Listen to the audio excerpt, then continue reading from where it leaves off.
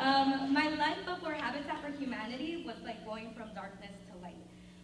Since I didn't have the opportunity to afford a college education, only having a GED limited my employment opportunities.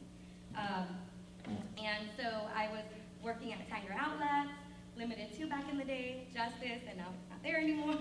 But I was working there, and my husband was working for landscaping for someone else who was an amazing boss.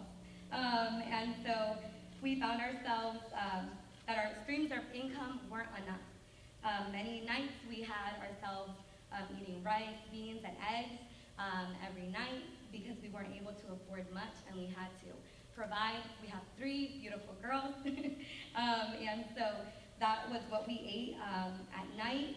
And because we obviously weren't able to supply enough for food, we had to make a sacrifice and rent a home.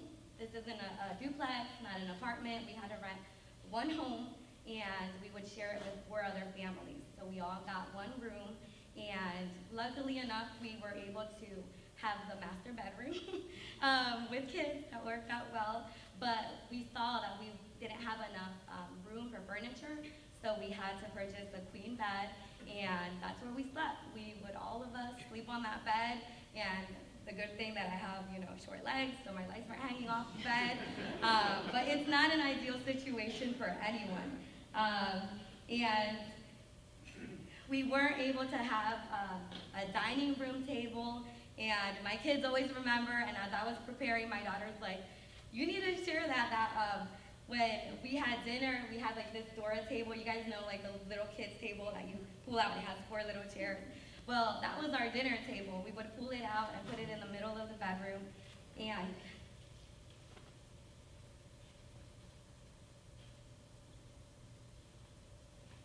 that's where we would eat our dinner.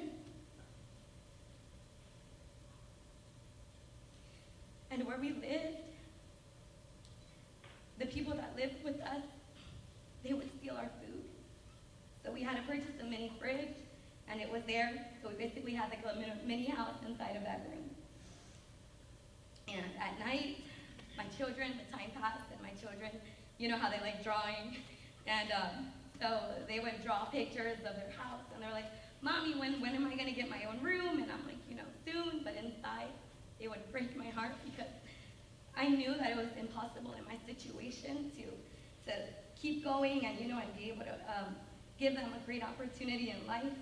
And so I grabbed on to that big faith my little girls had, and we would pray at night. Like, they had their picture, we hanged it up, we taped it on the wall, and we would pray about it, and I didn't know how, but my husband and I had talked, and we said, we're gonna try to save up money. Like, our dream home was a double-wide mobile trailer that we were gonna purchase over here at Sand Hill. Like, that was our dream, but obviously we could not even do that because we needed at least $30,000 in cash to purchase that trailer.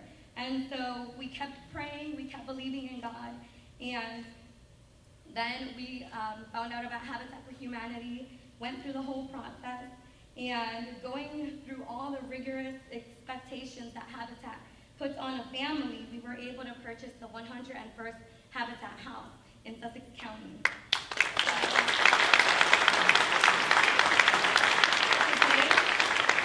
Today they have their own bedroom. We have a beautiful table where we eat dinner. So adios, Dora table that we had. And they have a yard that they're able to play out and be safe. So you see, Habitat for Humanity, they don't just build homes, they build better lives.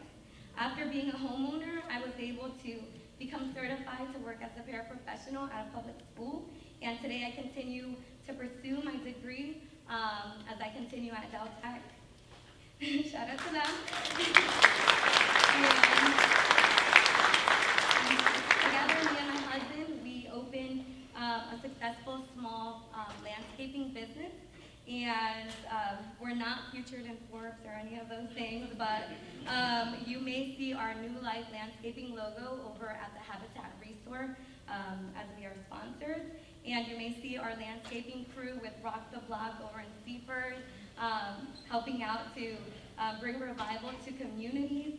You may see my children and myself volunteering at the Restore, and you may also, see us as well shopping on Amazon Smile because they give that back as well to Habitat. That's another way that we're able to give back. So thanks to Habitat for Humanity, my family is no longer a statistic. The statistic that Kevin has shared, we are no longer a part of that statistic.